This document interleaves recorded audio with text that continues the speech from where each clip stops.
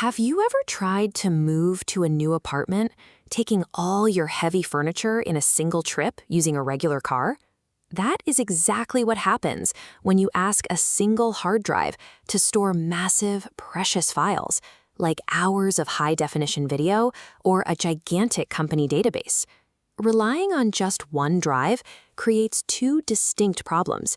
Either the drive gets overwhelmed and slows your computer to a crawl while loading the data, or even worse, if that one drive crashes, your entire digital cargo is destroyed instantly.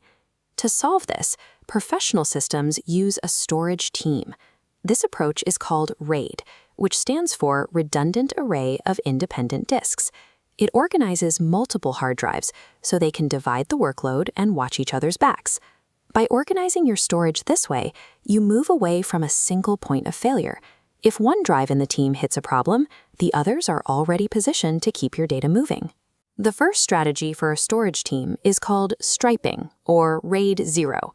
Imagine splitting a massive cargo load evenly between two trucks driving side by side down the highway. Because you have two vehicles sharing the work, loading and unloading the data takes exactly half the time. It is incredibly fast.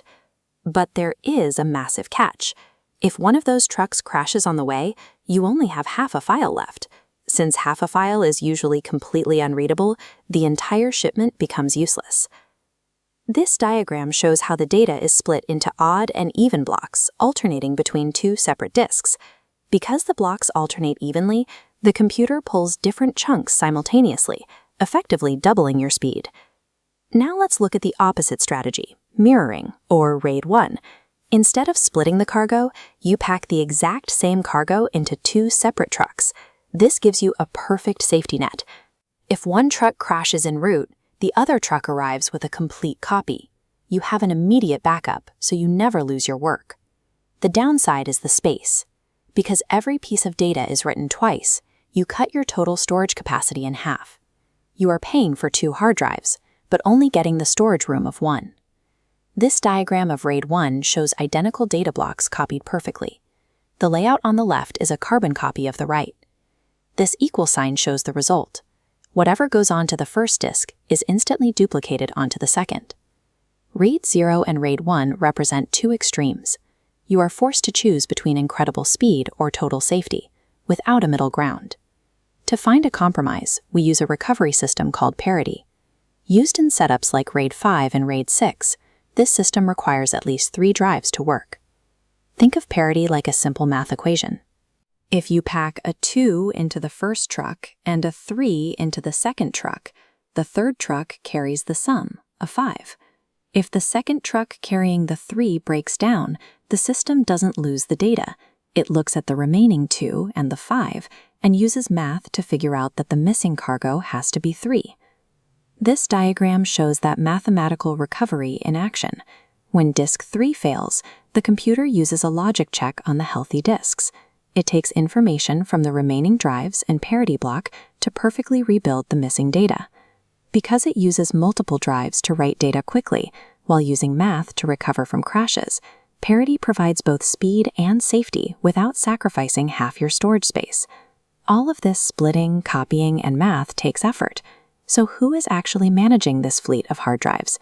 In a software RAID setup, your computer's main brain, the CPU, is forced to manage the storage team while also trying to run your normal applications. It is like asking a delivery driver to steer the truck and plan the shipping routes for the entire company at the same time. It is inexpensive to set up, but the distraction can slow down your entire computer. Hardware RAID solves this by using a dedicated physical microchip. This chip has one job: managing the hard drives. This is like hiring a dedicated manager to handle the logistics. It costs extra money, but they handle the team at high speeds without distracting the rest of the computer. The management style you choose dictates how much of your computer's brainpower remains free for your actual work. Different RAID levels are simply different ways to organize your team for specific tasks. For example, video editors working with massive files need high speed above all else. For them, the striping of RAID 0 is often the best choice. Meanwhile, an accountant storing irreplaceable tax documents cannot risk a single lost file. They need the absolute safety of mirroring in RAID 1. If you have a higher budget and need both speed and protection against disk failures, there is RAID 10. This nests mirroring and striping together. To build a RAID 10 setup, you first mirror your data to create perfect backup pairs, and then you stripe those mirrored pairs together to get that speed boost back. RAID proves that with a solid plan and a little teamwork, you can build a system that is both fast and incredibly safe.